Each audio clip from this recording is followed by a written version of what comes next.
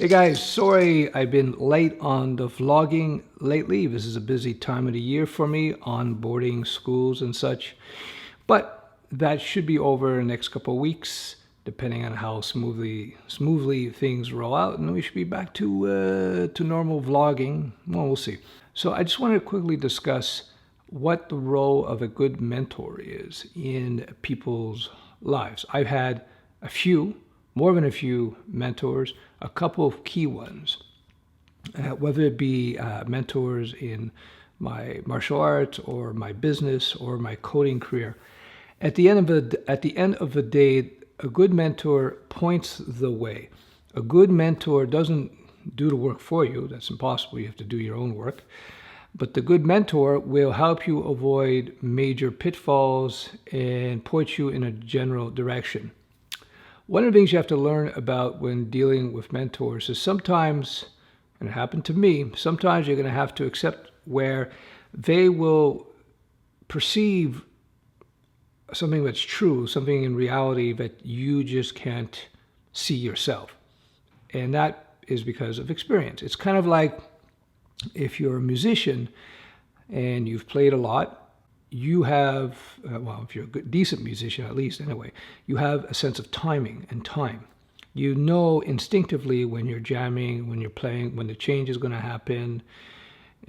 All of the dynamics of the music, you're much more aware of it. You're able to see it or hear it rather very clearly. Whereas somebody who's not trained in music, hasn't played an instrument before, you just don't see it.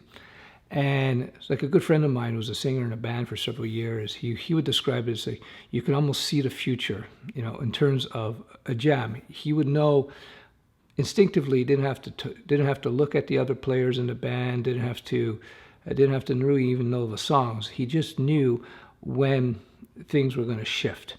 And that's just the nature of that game. And the same thing with martial arts as well.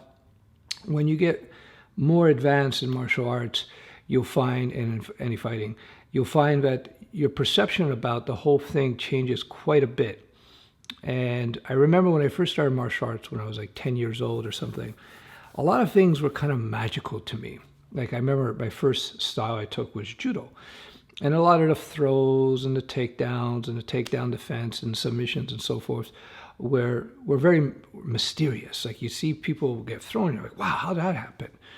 And then you do it for a couple of years, and all of a sudden it loses its magic, but you start seeing all the mechanics of all the judo techniques and throws, etc. You start seeing it in a different light. You start seeing how it really is. And same thing when I went into the striking arts. I remember certain types of kicks and techniques and trapping techniques and Wing Chun and grappling techniques and arm bars and all this kind of stuff. This was very, again, it was very magical to me. Ooh, how do you do that? How do you do that? But then as you progress, as you train, as you learn, as you're guided along the way, you start seeing things.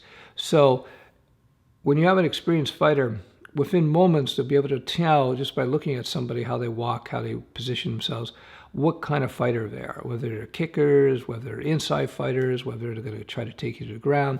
It becomes pretty obvious just on, fairly subtle, well, not even too subtle, at least to a trained eye, what they're going to do, because you can see the positioning that a grappler will often take or the positioning a kicker will take. For instance, Taekwondo guys have a tendency to have a slightly wider stance. They'll be high up and their legs will be wider apart and they'll be bouncing around.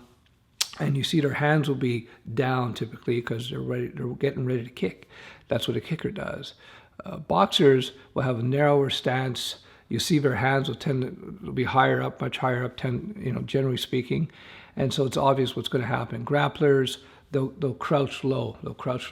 And you see their stance will be adjusted accordingly and getting ready to shoot in and try to take you down.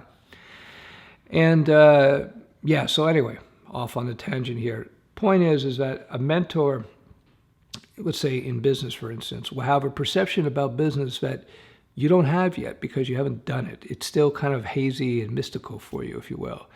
But if you run through the rigmarole of having built companies or products up and launched them and see some fail, see some succeed, dealing with the headaches and so forth, you've done this a few times, as I have, more than a few times, you have a perception of things that's very obvious. And unless you've done it, you just don't see it.